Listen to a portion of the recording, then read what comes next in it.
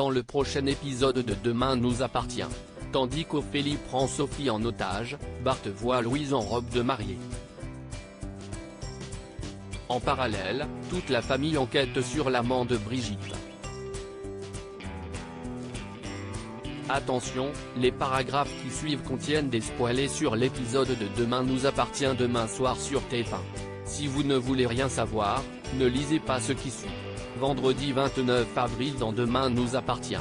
Ophélie prend Sophie en otage au commissariat. Sophie est entendue par le capitaine Saïd. Si elle reconnaît avoir été en contact avec les Messi lorsqu'elle était stagiaire, elle affirme cependant n'avoir eu aucun lien avec eux depuis plus de 20 ans. Lorsque Karim l'interroge ensuite pour savoir pourquoi elle a nettoyé son appartement à la javel avant la perquisition de la police, Sophie prétend faire le ménage pour décompresser. Derrière la vitre sans teint, Nordine ne supporte pas de voir son collègue passer ses nerfs sur sa petite amie et obtient l'accord de Martin pour mener l'interrogatoire. Sophie lui raconte donc qu'elle a connu les Messi quand ils avaient à peine 12 ans et que cela a été très dur pour elle de les voir arrachés à leur père. Tandis qu'il demande ce qu'il s'est passé lorsqu'Ophélie l'a recontacté quelques semaines plus tôt, Sophie indique que tout est remonté d'un coup. Elle est alors allée la voir en prison par curiosité. Un choc pour elle. La jeune femme qu'elle avait en face d'elle n'avait plus rien à voir avec la gamine qu'elle avait connue. C'était une étrangère dure, froide et agressive. Elle précise d'ailleurs les larmes aux yeux qu'Ophélie ne se souvenait même pas d'elle.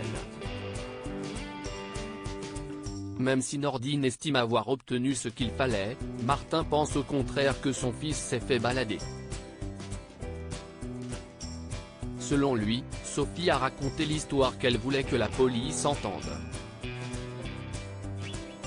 Toutefois, Nordine n'est pas d'accord et accuse son père d'être aveuglé parce qu'il n'apprécie pas Sophie. Comme il n'a rien de concret contre elle, Martin est malgré tout dans l'obligation de la relâcher. Peu après, Nordine raccompagne Sophie chez elle mais celle-ci se montre particulièrement désagréable. Face à ce changement d'attitude, il commence donc à douter et décide de suivre son intuition en planquant devant l'immeuble de l'avocate. La nuit tombée, Sophie attend un livreur en bas de chez elle quand Ophélie la rejoint. Immédiatement, Nordine s'empresse de sortir de son véhicule. En le voyant, Ophélie sort son arme et prend Sophie en otage. S'il essaie de les suivre, elle la tuera. Bart voit Louise en robe de mariée à l'hôpital. Bart est au chevet de sa mère. Après tout ce qu'il vient de se passer, il envisage de décaler la date de son mariage avec Louise. Comme Anna refuse, le jeune homme lui rappelle combien il est important pour lui qu'elle soit présente à la noce puisque Flore ne sera pas là. Même si elle n'est pas sûre de pouvoir lui accorder la première danse, Anna promet toutefois d'être là. Plus tard, Chloé vient voir Bart au Spoon et l'encourage à maintenir le mariage pour faire plaisir à sa mère. Elle propose donc à son neveu de l'aider pour la déco, ce qu'il accepte avec plaisir au grand dam de Vanessa. Sans attendre, Chloé lui fait comprendre que la décoration doit s'accorder à son menu. Dans la mesure où les futurs mariés sont débordés en ce moment, Vanessa enjoint Chloé à lui montrer ses idées avant de les soumettre à Bart et Louise. Lorsque la mère de famille évoque son envie d'ajouter de la couleur, Vanessa lui reproche de vouloir tout changer à ce qu'elle a imaginé. Chloé comprend donc qu'elle s'est beaucoup investie dans leur mariage et essaie de lui faire prendre conscience qu'elles ont toutes les deux le même objectif, rendre cette journée-là la plus merveilleuse possible.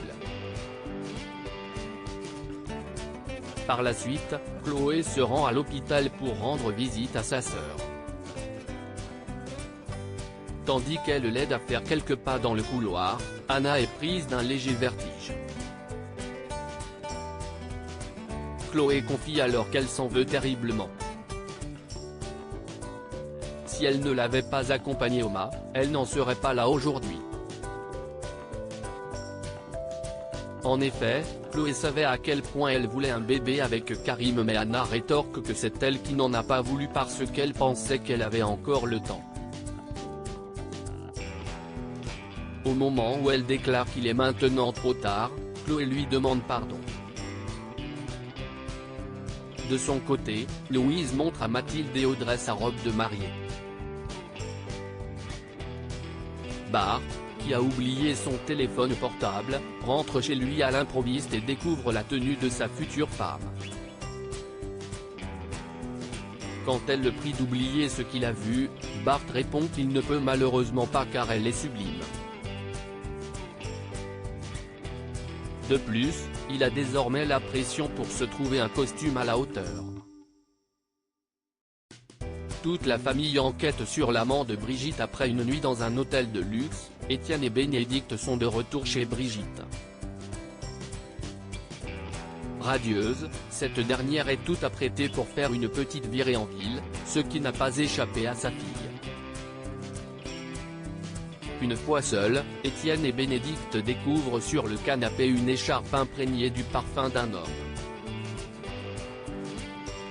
De son côté, Pierre et Brigitte se sentent plus vivants que jamais depuis qu'ils sont ensemble. Cependant, ils se mettent d'accord pour garder leur histoire secrète. Dans le même temps, Étienne et Bénédicte apprennent à Aurore et William que Brigitte a un amant. Comme tout le monde a très envie de connaître l'identité de l'homme qui a fait chavirer le cœur de Brigitte, une grande enquête familiale débute. Aurore profite donc de la venue de son père pour obtenir quelques informations. Le courant étant bien passé entre eux, la policière se demande si sa belle-mère ne lui aurait pas rapporté quelque chose, mais Pierre lui fait remarquer qu'il la connaît à peine. Le soir venu, toute la famille dîne chez les Donnier.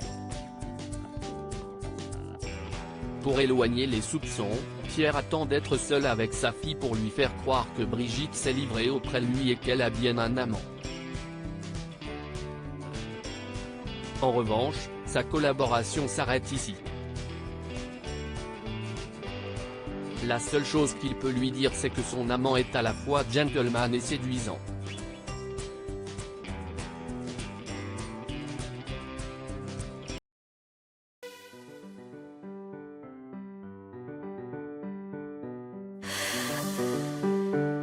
나